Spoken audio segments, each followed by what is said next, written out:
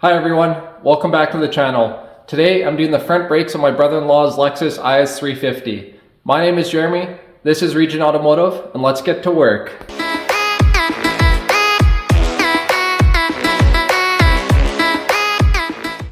One last thing before we get started. I kindly ask that you like, comment, and subscribe. It simply takes 10 seconds for the viewer, and it really does keep me motivated to continue making videos and get this information out there to you guys. I really do appreciate it, and as a bonus, it makes me as happy when Borat is finally ready to take his lovely sister's hand in marriage. High five! Before we jump into the work, I'll apologize ahead of time for the bad lighting. I'm doing the work in his garage, so I don't have my setup at home, which has brighter lights. And I forgot I didn't even think to bring my recording lights. So anyway, I apologize ahead of time for the bad lighting. I'm also looking forward to doing this job, just a simple front brake job on a Toyota product versus all the crap I've been dealing with on that Honda Civic. If you've been following along my socials, I did the heater core on that. And then I found out I have to do the timing chain, so I have parts coming for that. The car is just 1,000 pieces in my garage. So again, it'll be a nice little refreshing job just to do a front brake job on this Lexus for my brother-in-law. Let's jack this sucker up and get the wheel off and get it secure on a jack stand.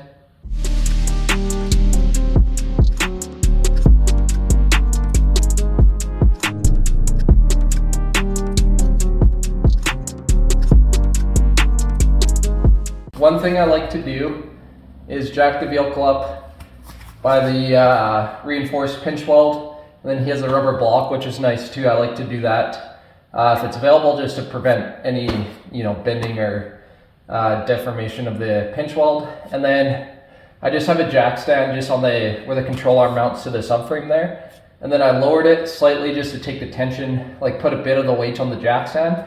And I still have tension on the jack on the pinch weld, so it's supported at 2 points. And then I don't have to worry about all the weight being on the jack. Obviously you don't want that on a hydraulic jack. Then same thing for the jack stand. I don't have to worry so much about my placement of the jack stand. I know it's at a reinforced point. Worst case scenario, if that fails, that will catch it. But like I said, I like to kind of have 2 points of contact if I'm doing simple work like a brake job here.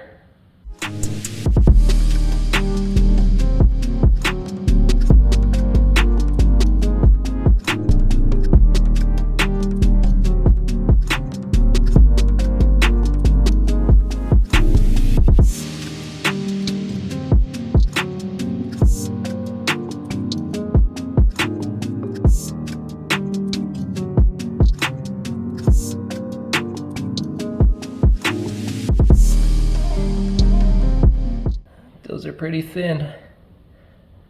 Good thing we're doing them.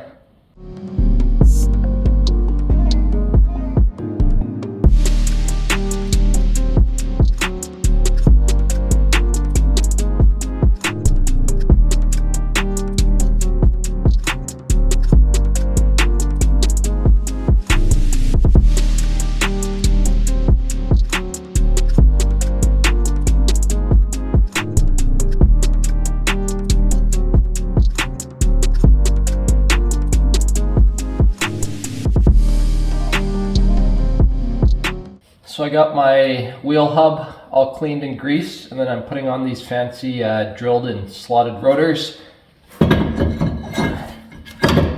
Also, before you comment, I cleaned the rotors already. This looks like this is just the initial coating coming off, so that will obviously all wear off once we use the brakes.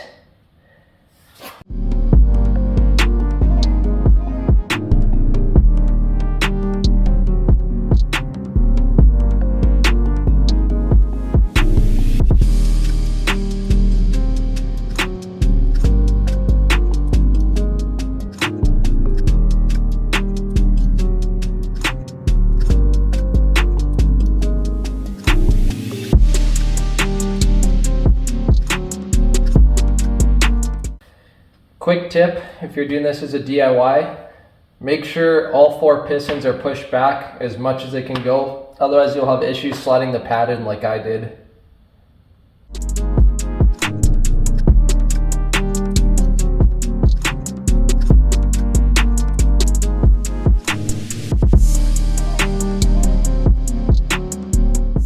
Put our wheel back on and torque it.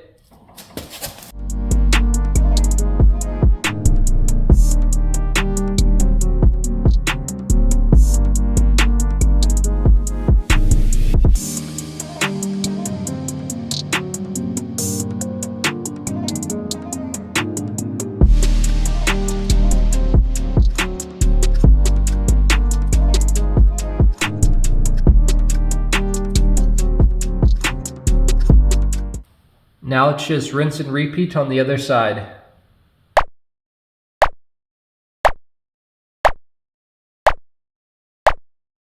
And just like that, I'm done my simple maintenance job on this Lexus IS350.